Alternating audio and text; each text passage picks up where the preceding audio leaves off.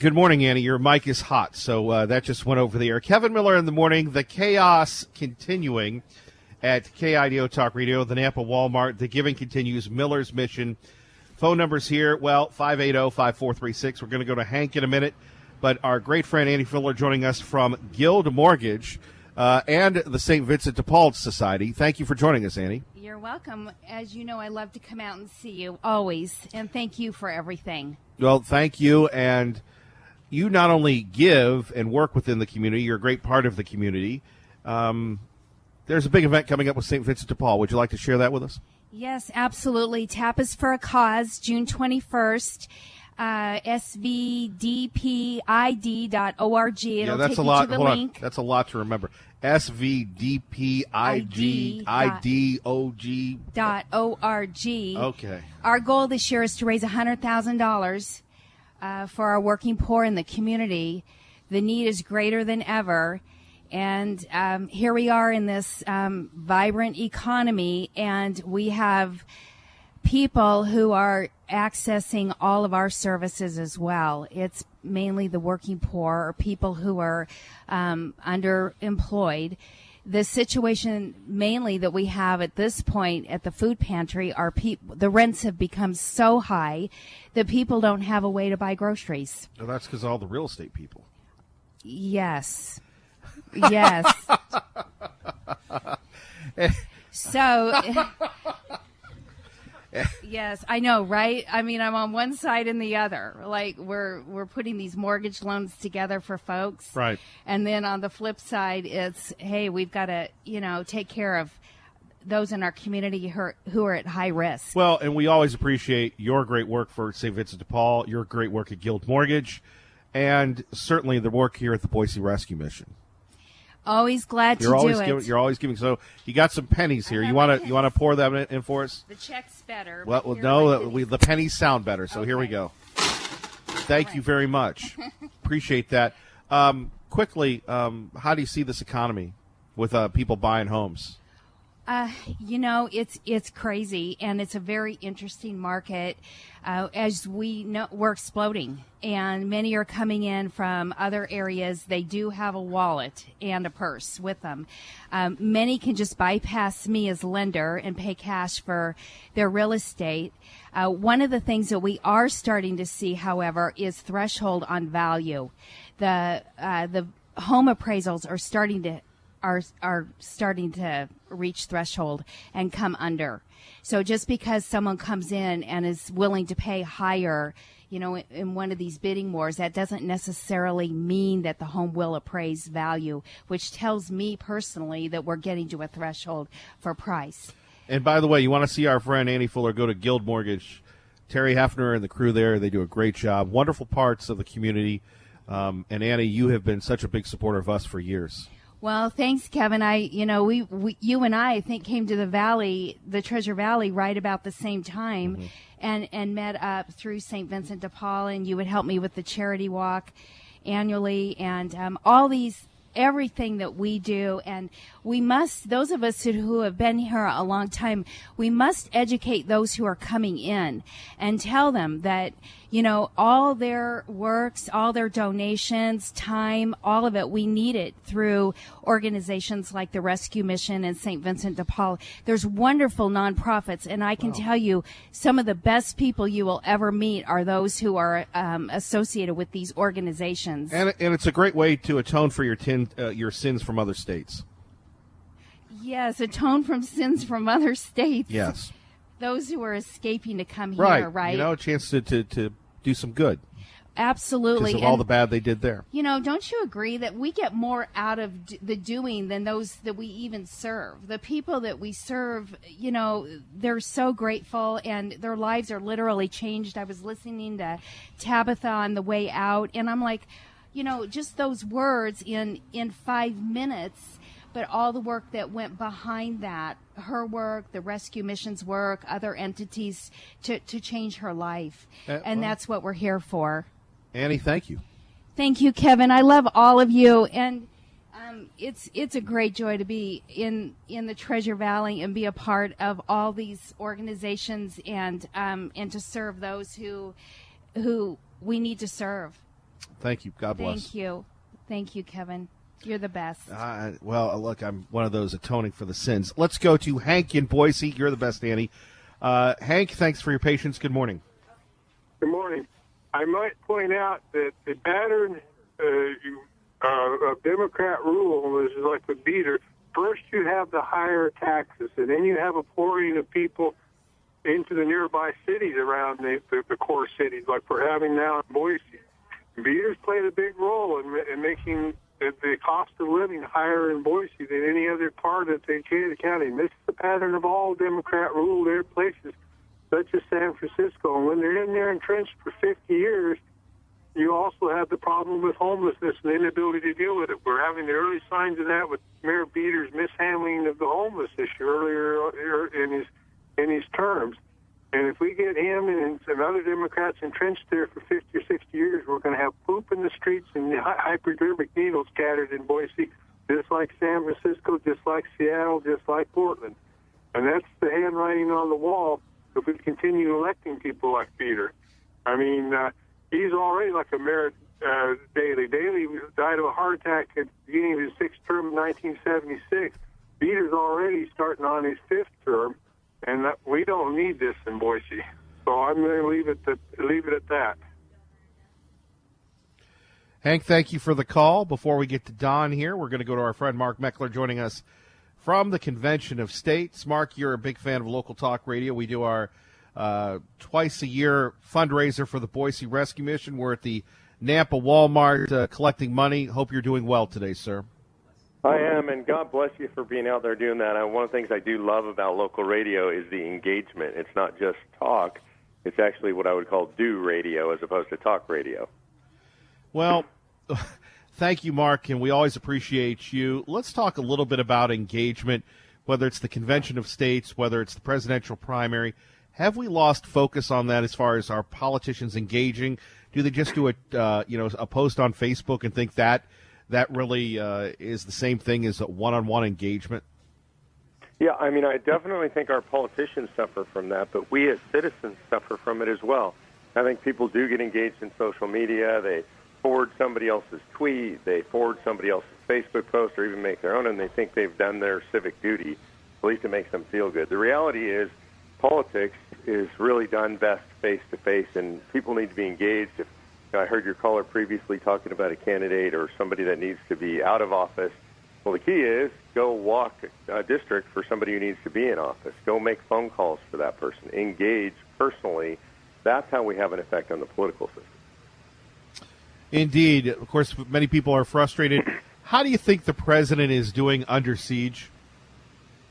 I honestly believe there's no other human being that could take what he's taking. I've never seen anything like it. He is completely under siege. The Mueller report proved that there was no collusion, that this whole thing was a fiasco. Now they're trying to prove some sort of corruption within Trump's circle. It's just absolutely not the way Congress or the presidency or any of our branches of government were supposed to operate. But I think he personally is handling it pretty well. Hey, what do you make of this socialism thing? You got all the little children saying they're down with the socialism. Well, we do, but I think the most interesting poll about that recently, everybody's worried about socialism, and I think they should be, but 63% of Americans consider socialism as a threat to America's founding ideals. And I think that's an extraordinary number. The vast majority, almost two-thirds of people say socialism is a threat to America's founding ideals. And I think the reason that they know that is because they are defining socialism correctly, which is a system whereby the government owns the means of production or controls the economy. It's a top-down, government-directed economy. And while people may be frustrated with some things in society, most people don't believe that government's the solution. All right, Mark, always appreciate you joining us here. Let's talk about your favorite topic that really gets the phone lines blowing up, the Convention of States. Yeah, look, I mean, if people believe that the country's failing and that we're sliding towards the abyss, and I think most people believe that in a federal government sense, then there is no other solution than Convention of States. Last weekend I had the opportunity to be with Chuck Cooper. Chuck is one of the longest-term litigators for Second Amendment rights. He litigates at the constitutional level for the NRA. You might have heard of a little case called Heller. Chuck was involved in that case. And Chuck was talking about Convention of States, and he said, you know, there are people out there who say that a Convention of States will threaten the Second Amendment. Remember, he sits on the board of the NRA. He was Ronald Reagan's personal litigator. He sits on our legal advisory board, and he says the idea that this could put the Second Amendment at stake is offensive and outrageous and ridiculous. He said, if you want to know what we should worry about in regard to the Second Amendment, I mean, yes, we have Heller. That's fantastic. But look at what the lower courts have done since Heller. Heller declared we have a fundamental right to keep and bear arms, just like any of our other rights. But since then, the lower courts have ignored Heller, abused Heller, tried to undercut Heller. So he says if you're worried about your Second Amendment rights, you should restrict the scope, power, and jurisdiction of the federal government by calling a Convention of States, and you should be very worried about what the federal courts will do without that. Now, Mark, again, you're rolling, and people say, well, Mark Meckler, he's a good guy, but he's funded by George Soros. Mark Meckler is going to destroy the country. Mark Meckler is a bad person. What would you say to them right now? Yeah, I mean, the first thing I would say is go check my record. If you can find something I've done that's not straight line down the heart of conservatism, then point it out to me. I'm certainly unaware of it. I've been involved in politics for a mere 10 years, but my record's entirely public. If you look at the people who serve on my board, my legal advisory board, and who endorse us, you've got Ben Shapiro, Mark Levin, Sean Hannity. You've got senators like Rand Paul. You've got senators like Ben Sass. And it's just incredible, the endorsers we have. You have Chuck Cooper, who sits on the board of the NRA. You've got Colonel Alan West, who also sits on the board of the NRA. These are endorsers. So, man, if I'm funded by Soros, I must be pretty amazing because I've done a good job of tricking all these people. I just wonder who would get the last word amongst all those people on your board. You know, it's really interesting because they're all so strong on Convention of States. This weekend, I told you I was with Chuck Cooper, but I was also with Senator Tom Coburn, another stalwart conservative, had the highest conservative rating possible every year that he was in the United States Senate and the House. I was also with Mike Ferris, who's the co-founder of the project. Mike, well known in Christian evangelical circles, the founder of the homeschool movement. All four of us on stage together at an event. And the bottom line is we walk in perfect unity on this issue. It's Convention of States or lose the Republic. I like that, Mark Meckler. If people want more information, what can they do, sir? They can go to conventionofstates.com, get involved, and remember, look at all the conservatives that are involved. If you got people that are telling you that somehow we're going to lose our Constitution, look at all the folks on our page.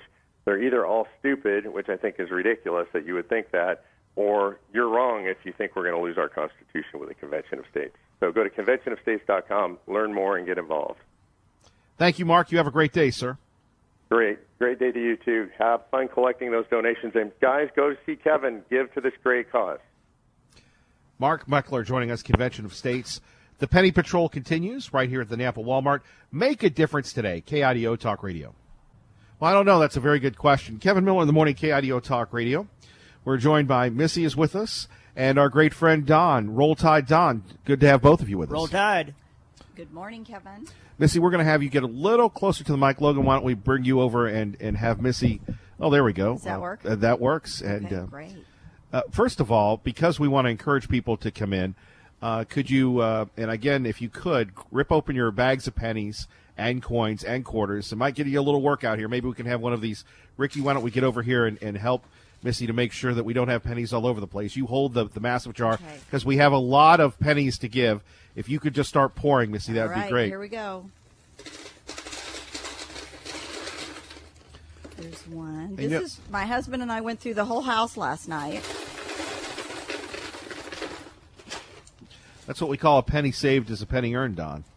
I was just wondering about the holes in her husband's pockets with all those pennies they found. He kept. So we went through the pennies, and then I started going through the quarters and nickels, and he kept saying, "Are you they're sure poor vacuum you want to cleaner. take all of this?" Right. There we go. But I did save 3 out, Kevin. There's 3 pennies I don't want to put in Okay. because I think they might be worth something. I was looking on the internet last night, and it said that you want to save the ones that have the wheat on them. There's some pennies that are worth $10,000 and like $100,000. There's some really old pennies out there. So I'm not in a position to be able to offer my services at this time, but I heard that you have a truckload full of pennies. We do. I'm thinking Don might want to just look through each one of those pennies to see if he could find that $10,000 penny. I mean, that's a great opportunity, Don. I was going to make a run to McCall tomorrow on the motorcycle, but if you need me here, I'm available. What a great use of time, right? Right, exactly. Because it took me like an hour last night to count out about probably $10 worth of pennies. Right. But I'm blonde, so some people could probably do it in less time. At my age, I don't have all the time in the world. We're having such a great time here. Missy, why do you donate and continue to donate to make a difference with the Boise Rescue Mission? Kevin, I have such a heart for the people who have mental illness. And I'm a real estate agent, and I probably work with 40 to 50 couples a year. And so and then just within my family, I feel like all of us have varying degrees of mental stability, and we all have times where we need help and where something doesn't go right in our life. And I think someone who needs that help needs a place to go. And the fact that the Rescue Mission supports people spiritually, financially, emotionally, educationally. If you need help, if you're not in a position to where you can make a decision and you can just walk in and get a job, we've got a great economy right now. Our unemployment is so low. There's jobs everywhere. So if you can't just go get a job, go to the Rescue Mission and have them help you, whether you've got substance abuse or whether you just don't think that you can make it through the day, if you're in a bad place. And if you're one of those people, this was my question, how many people are commuting in and out of Boise every day? Do we have a number on that, Don? Kevin? Yeah, Don, you're the expert here. I said I was going to ask a question. A lot of people, thousands. Thousands. We don't get on the freeway till after 8:30. Okay. I mean, it's just, we've been expanding. I helped build the infrastructure up when I drove truck, bringing cement from all over the country into the valley, and it can't get it fast enough to lay down on these freeways. And today, they're packed still. They're packed. So if you're one of the people in the car driving to work and you can't go home and just count your pennies, or even just get your pennies, you don't have to count them, and get them to Kevin, where are all the different places they can drop off their pennies? If everybody who has the ability to drive a car could get all of your pennies and give them to the Rescue Mission, just think how many people you could help. Right, and that's why we're doing this campaign. We're going to be here till 7 o'clock Saturday night. One of the reasons why, Missy, we are at this location is it's so centrally located throughout the Treasure Valley. And, again, that's going to help people in Caldwell, Nampa, wherever. Also, at the Rescue Mission downtown, you could drop off the pennies there. Any of the Rescue Mission locations? We're focused on this location. Okay, everybody come to the Garrity Walmart. Thank you. And drop off your pennies. That way we can consolidate. Don, what did you want to say? Definitely. Think of the on Walmart on Garrity. But I want to put it out there that the River of Life, our largest mission here in the valley, but not the most significant, is right off the connector as it comes into downtown Boise. Oh, you know what, Kevin? You guys are hijacking the Penny Patrol here, but again, I got an idea. Right. I understand that, guys, but focus in. They all have to come here. That way we can account and we're good to go. So they have to come here. If you know me and you want to text me and tell me how many pennies you've got, let me know, and I'll. Well, you have a big network, I bet. All those realtors. There's thousands of people out there just looking for pennies right now. Well, let's hope so. More coming up. Traffic and weather together. KIDO Talk Radio. Let's get you to work safely and on time. Good morning, Dave. Thank you, Don. Don, let's talk a little bit about the mission and why it's so important to you. I came to the mission in 2015. I was a retired truck driver that had fallen the rest of the way into the bottle, and unfortunately, I found meth. So we won't go into the nitty-gritty details of that, but it destroyed my life. I lost everything when I was finally found the Boise Rescue Mission and the New Life program, which is our spiritually based recovery program run by CADC instructors and counselors. It brought new meaning to my life. I found Jesus Christ. I was able to stop and let him catch up with me. And from there, I was guided to the one-year program. I finished that up, graduated, and hired on as staff there at the Boise Rescue Mission, where I continue to just give, because that's what it's all about. And this community can be very proud of itself, the way it gives and takes care of its fellow citizens. Hello. I was so busy listening to Don. Can you ask the question again? There wasn't a question. When you hear what Don just said so honestly and so openly. My jaw's open, and I think about what Don has been through. And everything that you've overcome, Dawn. I'm so impressed with all the differences that you've been able to make and the people that you can help by telling your story. There's not, everybody doesn't have a story that's as moving. My story is more of a vanilla story, but I think we all need help. We all have horrible days. We all have days where we think we can't get out of bed. And I think that knowing that the rescue mission is there to help people that literally can't get out of bed. I still can, if I'm having a bad day, I can push through and make it work. But there's people that can't push through and make it work. So to know the rescue mission is there to help is so inspiring. And it makes such a difference in so many lives that it's where I want to support. It makes me feel better. My business has grown since I've been supporting the rescue mission, and I think it through giving I've received. So I think if you have a business out there and you haven't decided who you want to support or where you want to make a difference, I highly recommend the Boise Rescue Mission, because you're not only helping people with their life on a daily basis, Jesus Christ, and you're helping them with everlasting life. So whether you need to help in the short run or the long run, I think Boise Rescue Mission is a great place. Don? And all our new neighbors coming into the valley need to realize that the Boise Rescue Mission is a very intricate part of the community here. We touch bases with probably 70% of the needful and homeless in the valley. They come in contact with our services. And it's amazing what we can accomplish through almost 3,000 meals a month at $2.05 a meal. That's a pretty big budget. Besides that, we need everything from these pennies that are coming from heaven through you people out there. We could go AAA batteries. I mean, with batteries to run smoke detectors. We just had inspections from the buildings, and there's upgrades we need. We're just looking good on everything right now as far as supplies to run the place. And that's through you guys there, and we appreciate it. This community gives, and we're just up here asking for it. And we appreciate that. BoiseRM.org.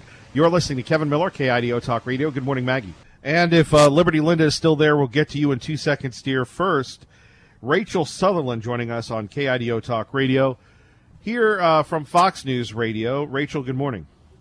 Hey, good morning, Kevin. So the president, lawsuits, and the banks. What's up with that? Well, there's going to be arguments heard today, oral arguments in a case where Democrats are trying to get the president's financial records back from Deutsche Bank and Capital One. Now, these are years-old records, and the Trump administration is fighting that, obviously. This is all of the fights, they're hard to keep up with. Everything from the president's taxes, and actually Steve Mnuchin is on the Hill today, the Treasury Secretary, answering questions about that. You have the fight over the Mueller report. You have fights over border wall funding. The acting DHS head, Kevin McAleenan, is also on the Hill. So it's very busy with all these fights. But this one has to do specifically with the president's finances, and he's calling this another example of presidential harassment. When we take a look at how big of a distraction is this for the president, where does that rate on the Trump Twitter scale? Well, he tweets about different issues. I don't think he's been tweeting about this one very much. He definitely was up tweeting this morning about more calls from Democrats for his impeachment. That has begun to grow louder after yesterday former White House counsel Don McGahn was a no-show at the House Judiciary Committee. So probably about this hour, House Speaker Nancy Pelosi is huddling with Democrats. So she has been resisting calls for any kind of impeachment talk. I think she sees a long game here. She was around when President Clinton was impeached and not removed, and how Republicans really lost a lot of seats in the following midterms. So she's very aware, but more and more voices are jumping on the bandwagon. But the president tweeting about this morning, saying that this whole thing is based on, he calls a hoax, a fake investigation, because of the no collusion aspect. Are you surprised that Nancy Pelosi is buckling, having these secret meetings?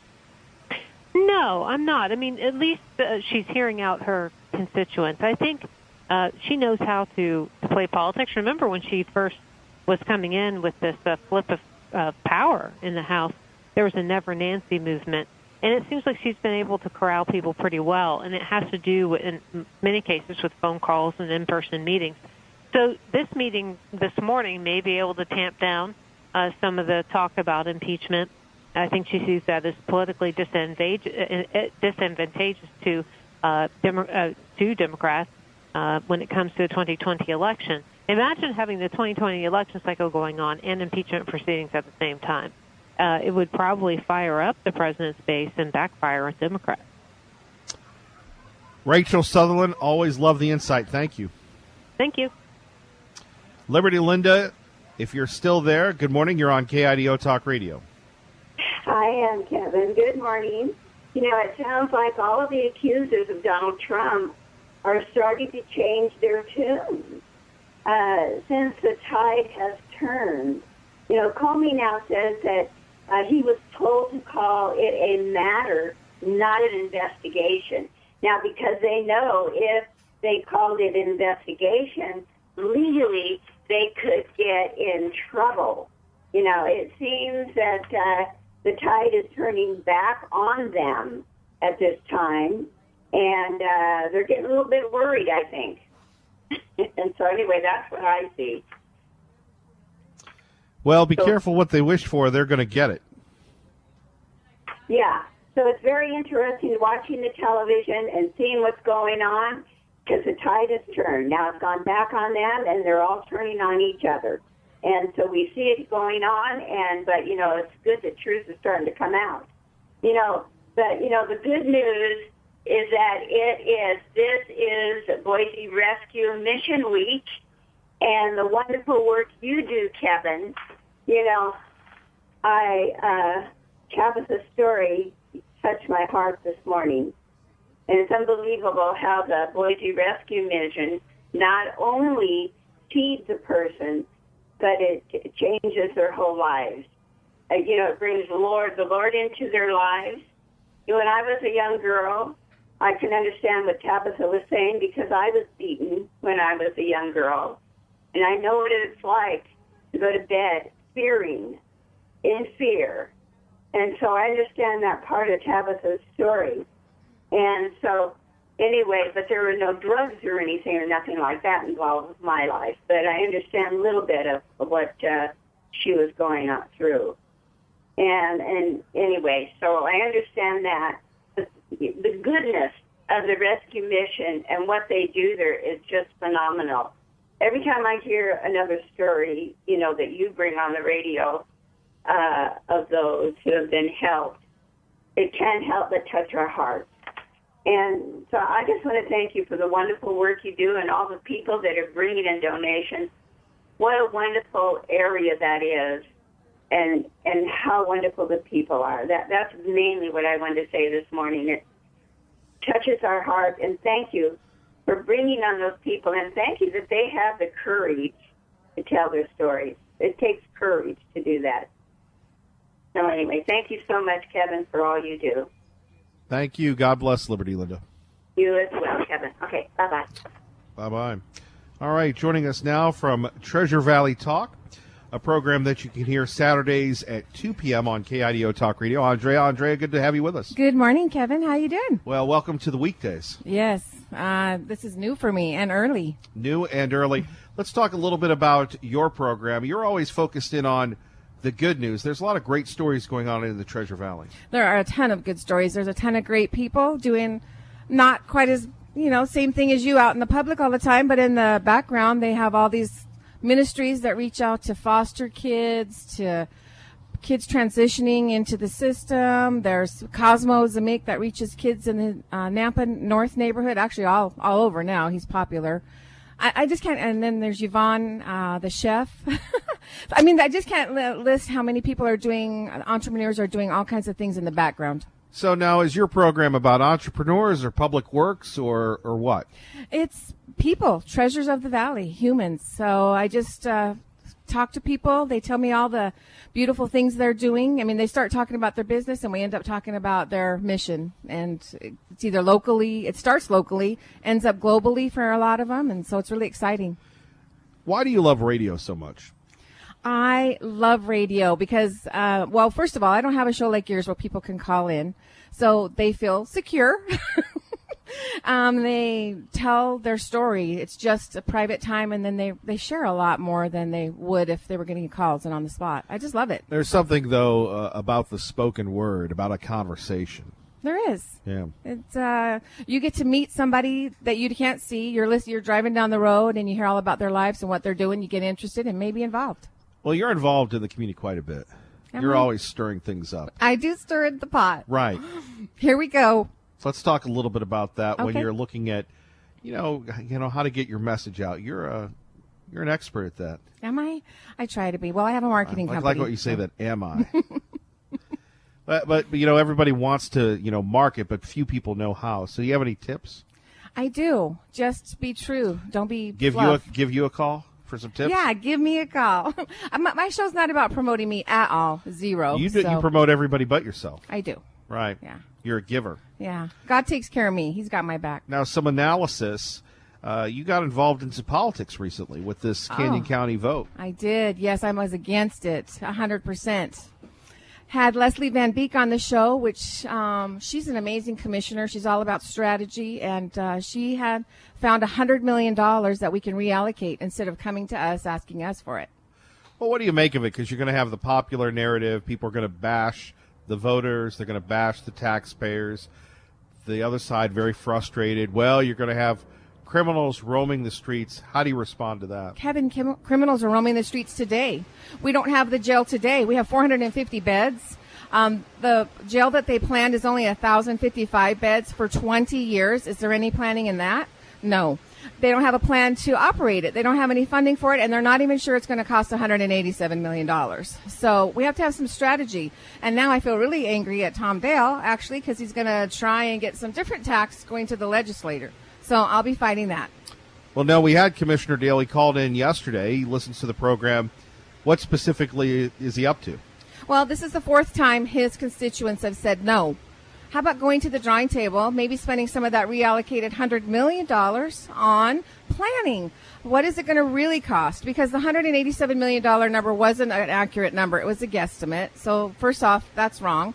So find out what a real number is. Spend some money on one of these companies that they're bringing in to do the planning. Second, operating cost. How many employees is it going to take to run it? How much dollars is it going to take? I mean, they don't have any of that in writing. So how about we spend some of that reallocated money on that and then come to us when you have some, because I think the Canyon County people would say yes if there was some factual numbers involved. Well, and again, you pretty much had the media pro-jail. All the coverage was pro-jail. And I'm thinking to myself, you didn't have debates. You didn't have a discussion. And I just didn't see a supermajority or really any majority happening. You'll get us on your side. We care about the police officers. I'm guarantee that all 66% that said no care about the police officers. I have a ton of friends that are police officers. I love them. And I don't want them at risk. But don't ask us for $200 million. That's $100 per $100,000 value, and not have some facts. Have some hard numbers for us. Well, and you think about it, we had somebody yesterday say the property tax is Canyon County the highest in the state. We've heard that for years. Mm-hmm. Now you're going to have another attempt at a jail, Ada County just around the corner. That hasn't been announced yet, but I hear they're going to go after the voters of Ada County for a new jail.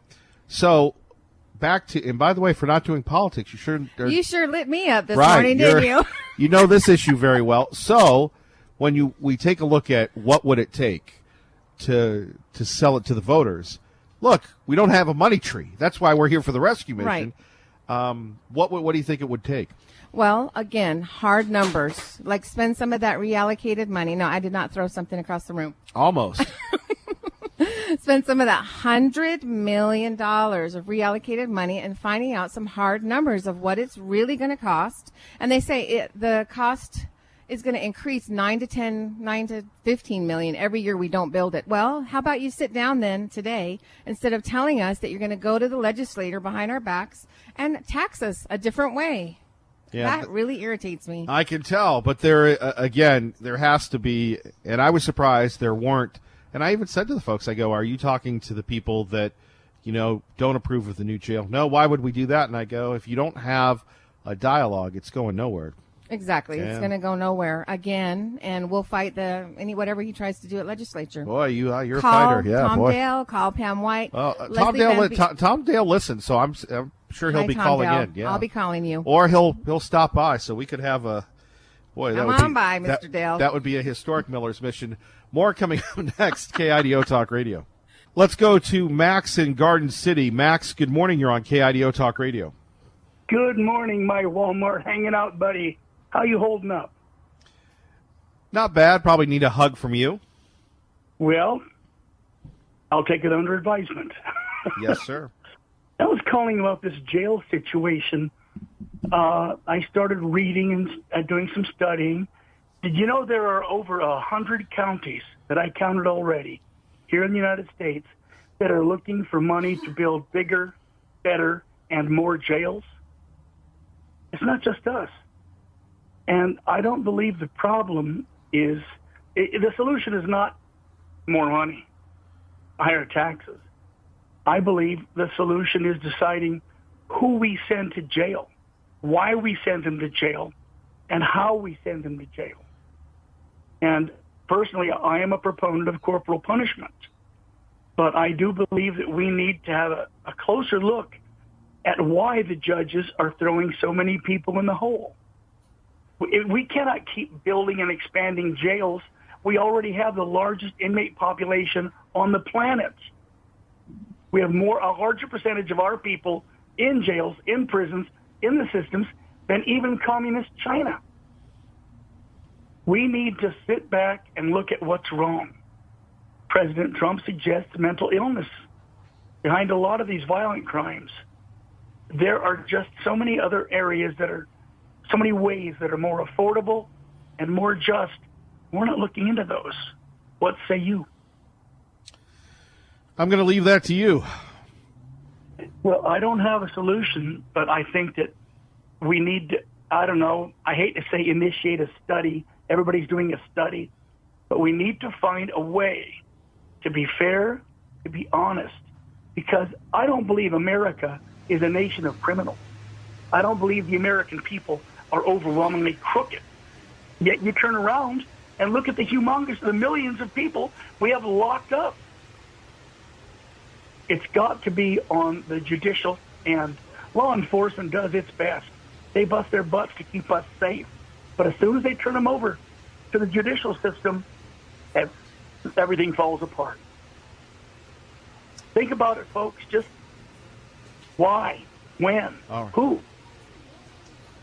Max, thank you for the call. Appreciate it. KIDO Talk Radio, traffic and weather together. Good morning, Robin.